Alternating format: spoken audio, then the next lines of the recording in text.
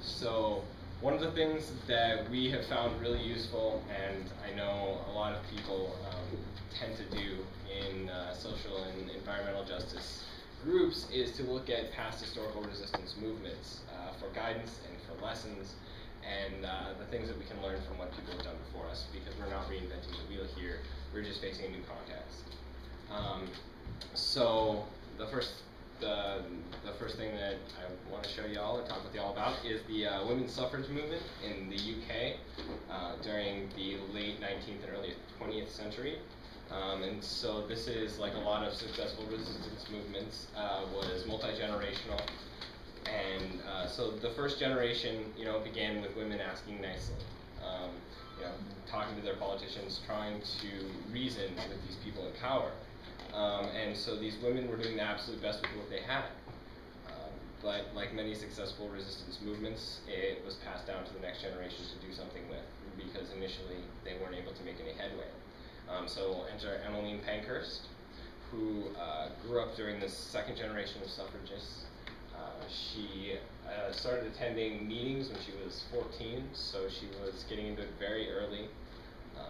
And as an adult, she ended up marrying a guy named Dr. Richard Pankhurst, and he, along with, I suspect, Emmeline's help, drafted the first women's suffrage bill, which didn't pass, and the Married Women's Property Act, which did pass, and it granted women control over their own wages and their own property.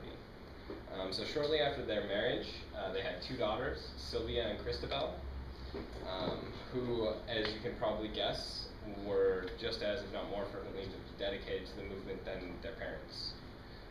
So down to this third generation, the vote had still not been won, and the Pankhurst family, along with others involved in this movement, recognized that something had to change. There had to be a shift in strategy and a shift in tactics along with that strategy. So there's an important lesson in this. If you have no political leverage, it is important to, if you want to win, to engage in disruption. You want to move the terrain of conflict outside of the traditional realm of electoral politics or the bureaucratic process. So movements lose, however, when they are co-opted or when they're convinced by those in power to stop getting in the way. And this winning thing is a lot more difficult and a lot more nuanced than simple disruption. Resistance movement first has to coalesce around some concrete short-term goals, hence the importance of something like the Married Women's Property Act. It gave them a short-term objective, but then branched off to larger and better things. So the question becomes, how did they actually win the vote for women in the UK at this point? So with her daughters, Emmeline founded the Women's Social and Political Union, WSPU. And they had a great motto, the succinct deeds not words, that you can see in this slide right here.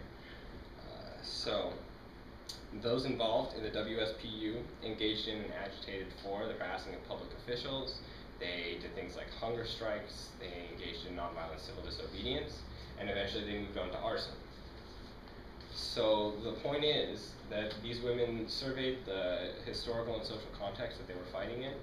They saw what worked, they saw what didn't, they had several generations to think about it, and eventually, in recognizing the kind of support that they had and the context that they were in, they adjusted their tactics and their strategies accordingly. And the important lesson out of all this is that they won. Everything that they did ended up coming together and they won the vote for women. So our contemporary context is obviously very different from this. So we're going to have to think a little bit differently in terms of tactics and in terms of strategy. But the general principles that stand behind the successes and failures of this and other movements are very much the same, and we can apply them to this current fundamental contradiction in the way of life that we currently have. And it's that contradiction between infinite growth on a finite planet. So inherent in that contradiction, again, like I said, is that eventually it's going to end. So the question becomes, why don't we just wait for it to come down on its own?